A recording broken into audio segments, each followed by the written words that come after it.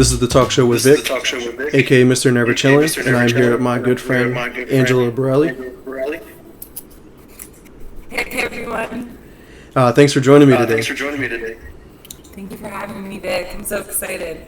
That's awesome. If you don't mind, if you can just go ahead and introduce yourself, like who you are, what do you do for a living, like maybe a fun fact about yourself, or any other ideas? Yeah, so my name's Angela, 27 years old. I am a mom of two. I have a 6-year-old boy and a 1-year-old girl. I'm currently living in PA. Currently, due to the COVID-19 pandemic, I am a stay-at-home mom. Never have been before, but it is definitely a blessing in disguise for sure. And fun fact about me, I write poetry and I love to draw art, but I've never shown it to the world. Right, yeah. As long as I've known you, I don't think I've ever known that myself. Exactly. Yeah, that's like one of those super hidden facts. But no, that's awesome. But let's get into the reasons why we're here today. We're going to first start talking about bringing awareness to autism, because I know you kind of deal with it on like a daily basis. But if you want to go ahead and just talk about like what is autism for those who may not know. Yes, so my 6-year-old son, IJ, he was actually diagnosed last year with autism. They usually don't diagnose kids until they're about 5 or 6, just developmentally, and that's also, when they get into kindergarten. So autism is definitely a developmental disorder, and it usually affects, people socially and behaviorally. Right. And then, also as far as like, myself as his mother and all of our family, it can have an effect as well. So we have some family, that in the beginning was in a lot of denial. So as far as like helping us help him and, better his social interactions, his behaviors was difficult if people Right. don't believe, there is not necessarily an issue, but a developmental delay or disorder there that kind of, hinders him. And if everyone's not on the same page, that's also obviously going to confuse the child. And it can just, some days can be so exhausting and just feel like it's never ending. I bet. And then some days are great. Like there's a lot of highs and lows and in-betweens. And he's come such a long way. Right, it sounds like it takes you on like an emotional roller coaster every day. You're just like up, down, up, down, up, down. You don't know what to expect every day either.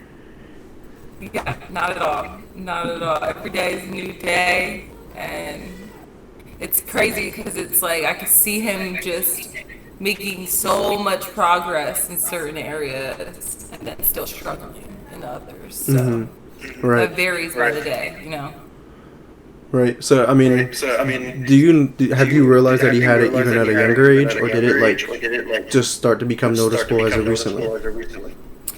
Yes. So obviously autism is a huge spectrum. So I mean, you have like high functioning, you have low functioning, and some characteristics or delays can be more obvious than others. For IJ, definitely from the beginning, he showed some signs. It was mainly just with feeding and social interaction. So he was a daycare baby. He was in daycare since he was 6 weeks old. And it wasn't until he was about that age to start eating solids and start talking, interacting with kids, things like that's when we started to see the delays. So about 10 months old is when I sought early intervention services for him. Oh, okay. And that's crazy because you said you noticed it that early, but you said he didn't get diagnosed for it until like a year ago?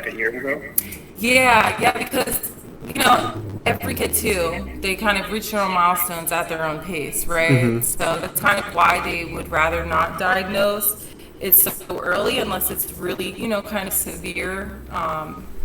So for him, it was mainly just like he wasn't able to eat any foods. We were back and forth with so many food specialists, going to different doctors, getting like studies just to check, make sure that everything was good internally. And then the interaction part of it is where he really started to struggle. He was pretty nonverbal till the age of 3. He would say words here or there. You just really couldn't understand him unless you were around him all the time. And behaviorally, like, he just would never interact with the other kids or play. He always wanted to play on his own. They can never keep him like on task. Like, you know, I mean, any toddler is hard to keep on task, but like, the kids would be over here doing art, loving it, and, you know, my son's over here playing with dinosaurs, and if he would try to even, like, take the toy away, it was a bad thing. So the early intervention, though, was amazing. Like, they came in, he had occupational therapy and speech, and almost not even a year later, you know, he was speaking full sentences. Oh, wow. That's awesome to hear. So is he still doing like therapy or anything? Yeah. So he, you know, it kind of goes by stages. In the beginning, if you seek help, it's early intervention services, and they just really focused a lot on like the interaction and really focused directly on your concerns. Once they hit about 3 or 4, it turns into the CAIU. So at 3 and 4 years old, he was able to go into an actual elementary school 1 day a week, and just kind of learn, you know, colors, just interacting, doing his therapy there for about 2 hours. And now that he's in kinder, the school, you know, you usually have IT by that point, so the school has all of those resources there. They have usually their own occupational therapists and things, and he does that even though it's virtually. He does it all virtual from home.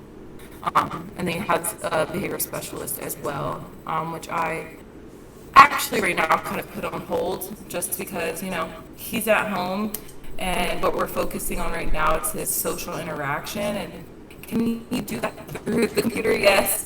But it's more so when he's in person and he needs to understand, you know, like personal space and being gentle and like playing physically. So we put that on hold for now until we get back into Yeah, that makes sense.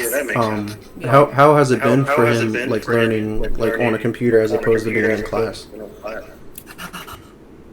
At first, honestly, he actually is repeating kindergarten this year for that reason. But we threw him into kindergarten because his occupational therapist suggested it, saying that, you know, he thinks that he needs to be challenged. And we did do that, and he did okay. But then once COVID hit, you know, the first time around, that really took a toll. He really regressed. So, you know, at that point, you can't, for any kid, I mean, you can't really, like, be hard on them. Of course, it was unexpected out of nowhere. So we just decided to repeat him. And I mean, now that he's used to his own environment, you know, he's used to it more so, he's doing a lot better. And at home, you're allowed to accommodate a lot more things that they can't in the class. So that really helps too. Right, you can kind of focus a little bit more on him as opposed to a teacher. If he's in a group of kids, it's hard to give all the attention to like just him when they have like a whole class. So that makes sense.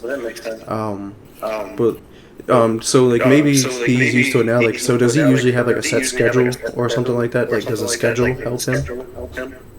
Yes, so that is one thing with RJ is period, no matter what. He was a kid that was all about routine. So even when he was not in school, I had a strict routine with him throughout the entire day, so he knew what to expect. And thankfully with his school, it's the same thing every day. So I don't even, at this point, have to even help him log into his classes or do his work pages and things. He knows exactly where to go, exactly what to do. And we also kind of implemented like a timer. So that helps him just kind of, you know, his body clock, understand now I move on to the next thing. Oh, okay. Yeah, that's pretty cool. I mean, sometimes structure is what someone needs to stay focused, and like even like people who don't have autism, like it sometimes having a schedule and certain things like it helps them be organized and stuff. So that makes sense. Anyone can, you know what I mean, get good things out of routine and structure. Absolutely, even myself. So. Right. So dealing with the autism, what do you think it like has taught? Has this taught anything about yourself or anything, or what have you learned through all this? Yes, I mean, you know, him being my first, born and I was young. I was 21. Not only was it scary, very scary, but it just also helped me, you know what I mean? Like, I can basically endure and get through anything, right? I spent most of his first few years just so anxious and worried and, like, confused all the time because, you know, I just could not fulfill his needs. I just felt like nothing I did was enough. And it's just because I've obviously never expected to have a child with special needs. So as the years went on and all these skills that I've learned, right, and I've never been to school for it, I've never really been to seminars and those things as much as I wanted to go, I can now help others. And that's why, you know, I choose to do things like this and share things on my own social media, because I know how it is and how lonely it can feel, even if you have a whole supportive system around you. Right. No, that's awesome that you're able to help bring awareness and just help people learn how to handle this or get through it and stuff like that. Because, like you said, like it seems like you didn't really have that when you first got into this. So, like, you were kind of just like almost winging it at first until you started to get into it and learn more about it and handle it more. So, it's pretty cool that you were able to do that. Yeah, thank you. But do you have any advice to anyone like dealing with autism, like one way or another?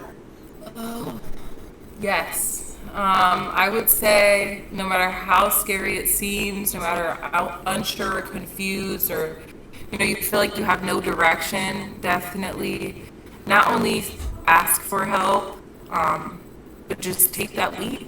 You know, like you can't think or you can't talk yourself out of it. Like I would always say, is this really going to help? Like, I would rather not, you know, have anyone in my space or be bothered by another person, another appointment, like another thing. Right. And every time I would kind of shove those thoughts in the back of my mind and do it anyway.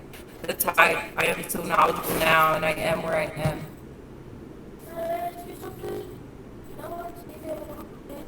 Yes.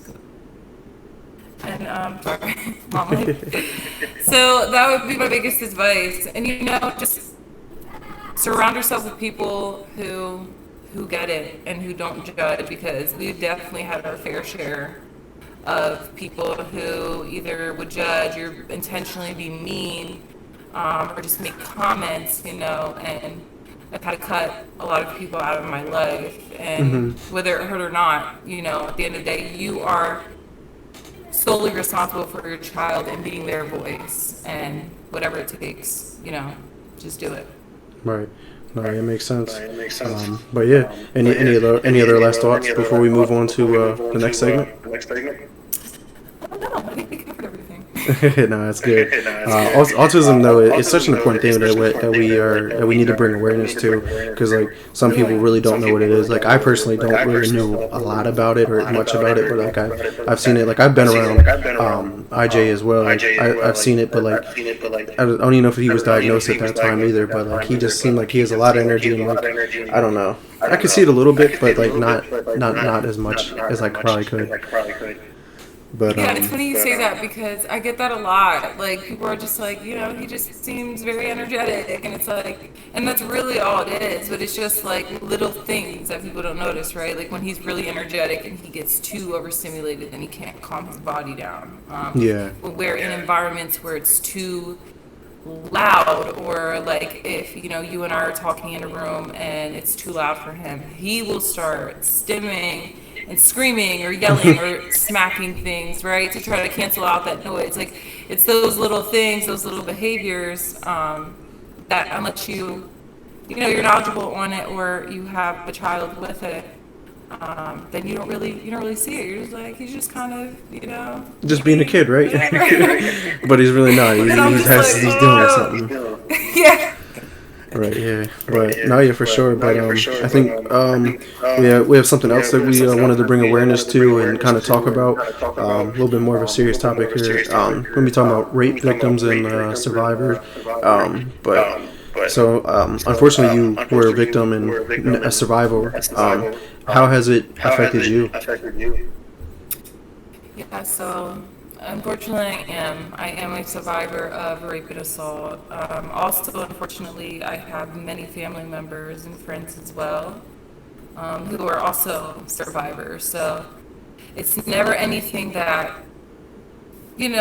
before I had to go through it myself that I wasn't already subjected to. So when it did happen to me, I think like any woman, you just kind of go through a phase of just like, what the F, to be completely honest. You can't really make sense of anything as far as thoughts, feelings. Right. And then you go through a whole phase of just, blaming yourself and putting yourself down and trying to hide from the world. And that's kind of, like I was speaking to you before we even did this, like for so long prior to the rape, I was, so outgoing. I would be quick to hop on a video or like, live, confident in myself. And like when that happened to me, like it really stripped me of all of that. And I had to like rebuild it from square one. And I feel like a lot of women get stuck in their head, like I want to be the person I was before the rape. And I feel like everyone comes to an understanding like you will never be, that woman again, unfortunately. You just have to create another version of yourself as you heal, that you become happy with. But if you, drown yourself in those thoughts, that's when you can get to a really dark place. So that's where I always recommend, seeking the help, talking to someone, therapy. Right. What were ways that helped you get through it, like cope or just therapy or whatever it may be? What did you do? Yeah. So just to be completely blunt and honest, in the beginning, I decided to just drink my life away. And I did seek therapy because it was it was available to me through the Victim Witness program. I don't know if people are familiar with that, but if you are a victim of domestic violence, sexual assault, rape, specifically in the Harrisburg area, there's a Victim Witness organization that will pay for your counseling. They'll pay for your mileage, driving there. So thankfully, I had a family member who set me up with all of that, and I did get to go to therapy. About a year later, I had to end that due to other things happening in my life and my job ending. And then that's when things kind of, that's when you have to fend for yourself, right? So you have to figure out other ways to cope. And that's when you can tend to turn to those bad ways, which for me, was alcohol, which ultimately resulted into me getting my DUI about a year later. Now I'm back in therapy, and I'm doing great. So that's the big thing. You could fall in and out of therapy a million times, but you know what I mean? As long as you just keep trying to work towards, coping in your mental health. And I mean, honestly, I'm still in a place right now where I can't fully heal because the case is still open. So I always have that anxiety and thought in the back of my head when I get that phone call, right? When we're going on trial. So you just got to do your best. Right. Honestly, I mean, I only see from the outside and what you post and stuff, but it seems like you've been having a little bit more energy, and you've been doing your dances with TikTok. One way or another, that's probably an outlet to allow you to have fun. Exactly, it is, and I didn't even realize that until I was just literally, I was just sitting on my couch one day, talking to my friend Blair. Shout out Blair, and I was like, "Let's make a TikTok," and she was like, "Yes." And I don't know, Vic, if you knew, but I've always been a dancer, from baby, through high school and college, and I lost the love for that, the moment that happened, for whatever reason, you just don't do the things you love, I guess. So it's I kind of found that again. I don't, I'm not out here trying out to be in the next music video, but I just do it for fun, and it does bring me joy, and it's kind of, working out too, so. Right. You just feel good, right? You release those good endorphins, and yeah. Right. It sounds like a win-win situation when you start dancing and having fun. Maybe have a few drinks or two. it just all works out. But you mentioned about how you wrote poems and draw and stuff. Did you use that as a coping mechanism too? Did you revert to that? I'm sorry, can you repeat that? What's that? Can you repeat that again? Oh yeah. You mentioned about how you used to write poems and draw and stuff. Did you use that as a coping mechanism? Yes. So big time. Drawing, I gave up a lot, but I've always written poems, no matter what. And I actually did write a poem about the rape not too long after, and that honestly really helped me just to write it down, right? And then I ended up being able to, before COVID hit, I was in a victim witness group of women, that had been through like things. I mean, this was like 4, 5, 6 different women, so it was very nice to be able to sit in a room, and people validate, like, you're not crazy, like, I feel the same what you do, right? And I ended up reading that poem only to those like 6 women, and that felt good as well. But that's definitely, a big outlet for me. It's just something that I'm like, so, I don't know, shy to share, I guess. Yeah. Honestly, it sounds like you need to publish these things. Like, just put all your poems into like a nice book, find a publisher. Yeah. And as a kid, it's the funniest thing. Like, my mom just gave me all these bins right from when I was a kid because I was such an artsy kid. Like, I would like art her to death. I would bring her so much art home. She got sick of me. But like, she saved certain pieces, and she gave these to me just recently, and I was literally like bawling in my living room for like 20 minutes. But it was just like poems and like stories and like things that I wrote, and it was just like a reminder, like. Right. It seems like that's something you've always did. Yeah, like, why am I so self-conscious about it? I shouldn't be. I wasn't then, and I was like 8, right? Like, I was giving everybody poems and stuff. You get a poem. Everybody gets poems. Yeah, like, you get a picture. You get a story. Like, yeah. So that was awesome. That was a big eye-opener when she gave me that. No, that's awesome to hear, honestly. I mean, you get to see like a lot of childhood memories and stuff like that, and you're just like, oh man, what was I doing back then too? Or man, like, I don't know, that's pretty cool to see. What poems do you think are better, like your 8-year-old self or now? I'm like, I was bomb at 8, okay? I was reading these poems like nobody could touch me back then, for real. And I wrote this one short story, I was cracking up. It was like, my brothers are mean to me. And I like made up this whole story of a whole event that happened. And I was just like, oh my God. Yeah, it sounds like you need to be a writer. And that was a dream of mine. Another fun fact. Hey, I mean, it's something you can always do on the side and chase. Yeah. And if you enjoy writing, like, you can literally just sit there and write, and then like you could eventually put a story together or something.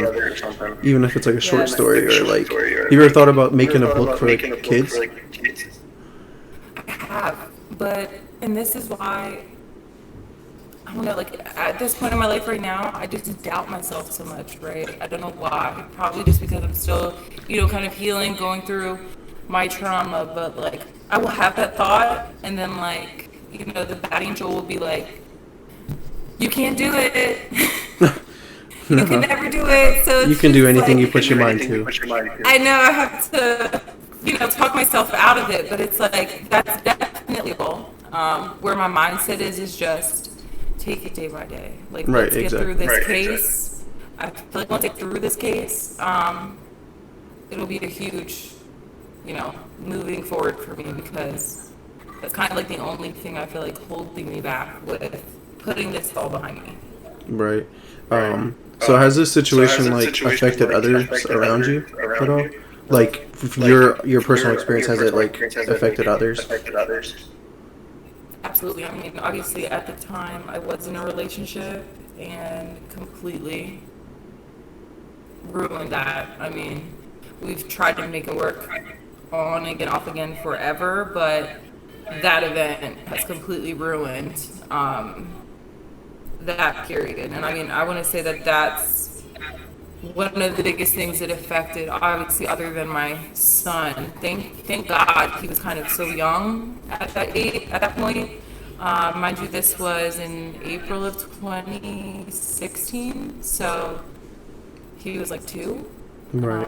But at that time, you know, he would always see me crying and just upset, and just laying in bed all day. You know, all those things where he would be crying for me and those things, and he had to go through it. But thankfully, he was so young that at this age now, you know, it doesn't affect him. But those would have to be the 2 biggest things that it has affected, for sure.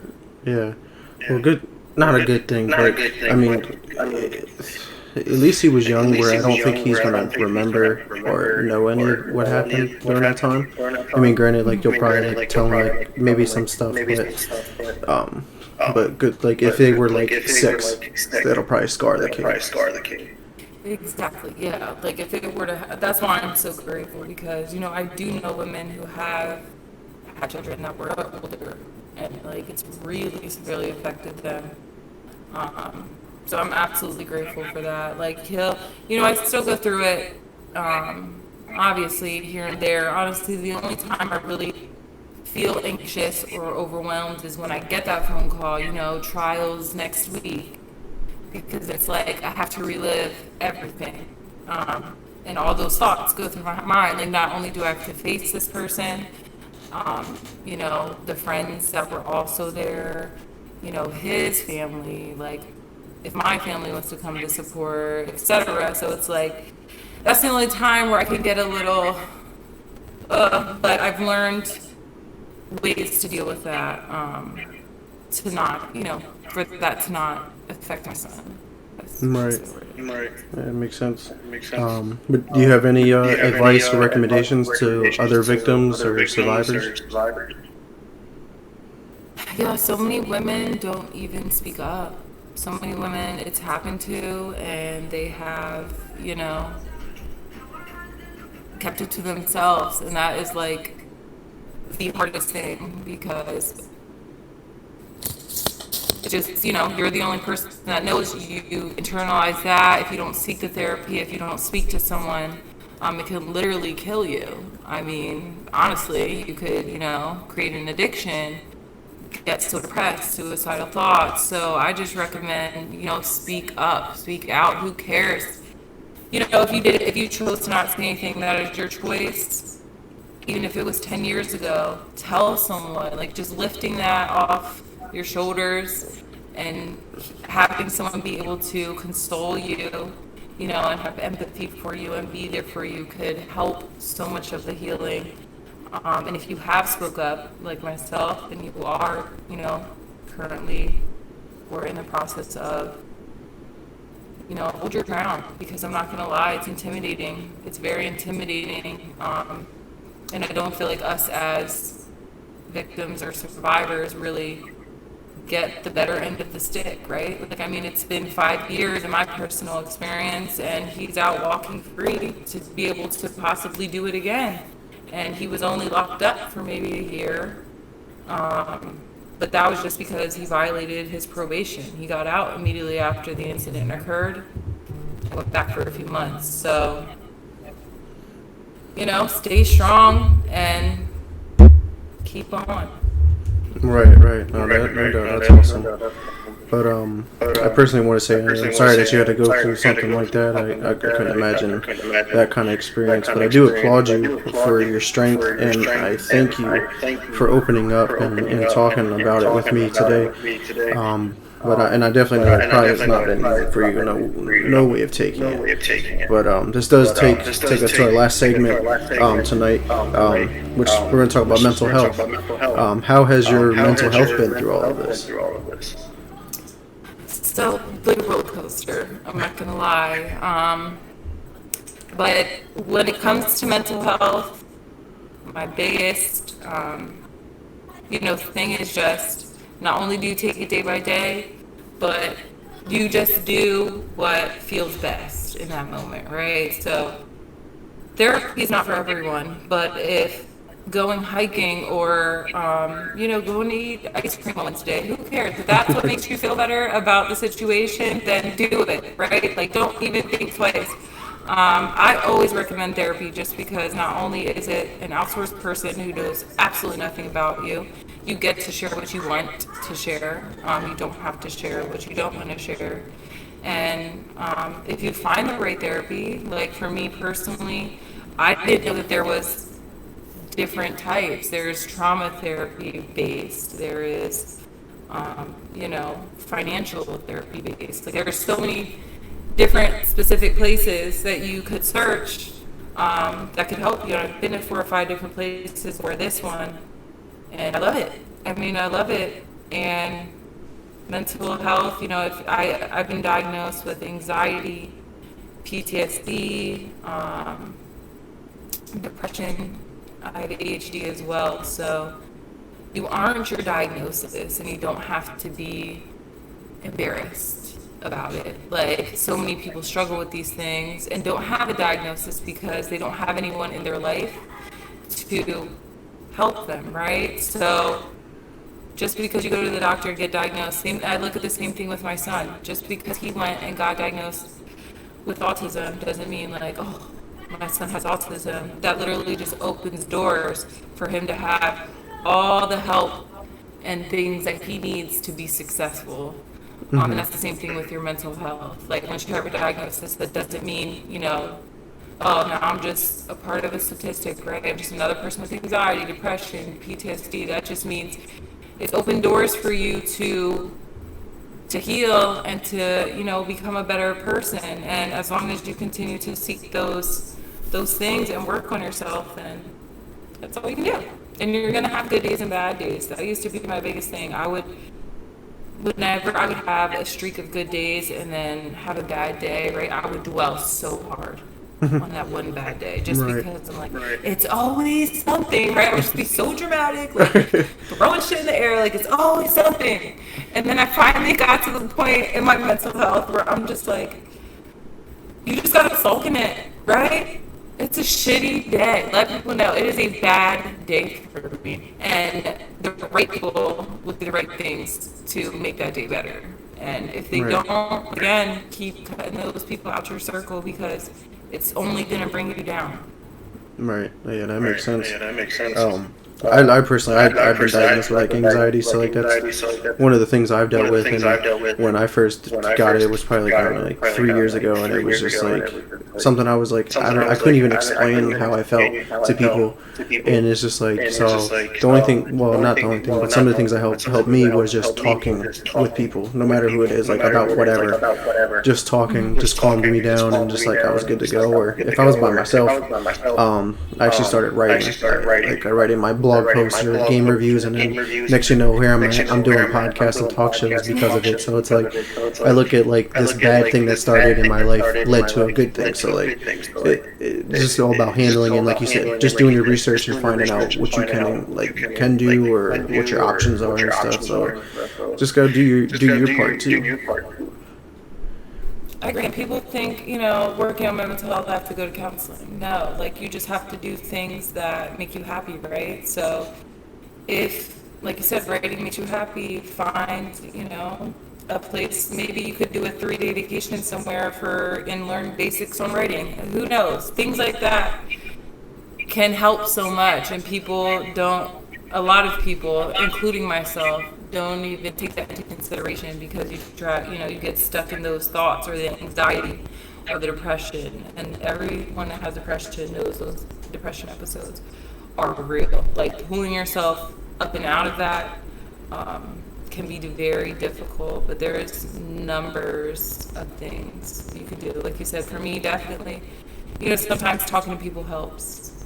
Sometimes just being left alone helps. Sometimes my therapy helps. Like, I literally have a party every Tuesday because I call it Therapy Tuesday. I did not do that on purpose. That just so happened to be the day she had available for me. But I wake up in the morning and I'm like, it's Therapy Tuesday, and I'm just like so excited because then I go and get my coffee and I get an hour away from the kids. Oh my God, like a full 60 minutes with a human person, adult, who can talk to me. And I just love it. So those days for me are usually very good days. Like, you cannot tell me nothing. All right, I am living like my best life those days. And then on the days that I'm not at therapy, you just gotta do things. I always recommend choose one thing a day, for self-love. So, like, for me, sometimes that'll be, getting my eyebrows done. Get my eyebrows done today, and the next day will be like tomorrow I'm gonna, write 5 goals. Wrote 5 goals a day. Like, it just gives you something to look forward to when you set those things. It keeps your spirits up. So. Yeah, that's awesome. Looks like someone in chat by the name of Deja Naomi is sending hearts. So Deja! Let's see here. What else I wanted to ask you today? What have been some results from this? Like some good results from this? Mental health, because developing mental health. Like I told you, like my mental health led to something good. But has it give you anything good? Oh yeah, absolutely. Like I did take like a huge break from all social media. When I was really in a bad place, and that really helped me get my brain together, kind of just figure out, like, especially during this pandemic, being a stay-at-home mom, my purpose, what I want, what I expect to come out of this, and those things, and that's why, I'm now reactive on everything, and I just share. Like, I've learned that if I just share my thoughts, feelings, so many people relate that I didn't think would relate, and I've had so many people message me as well, or comment, and just be like, I needed this today. And it's like, that helps me so much, especially being a stay-at-home mom, get through my day. And hopefully, my mental health is also helping me figure out, like, my career, right?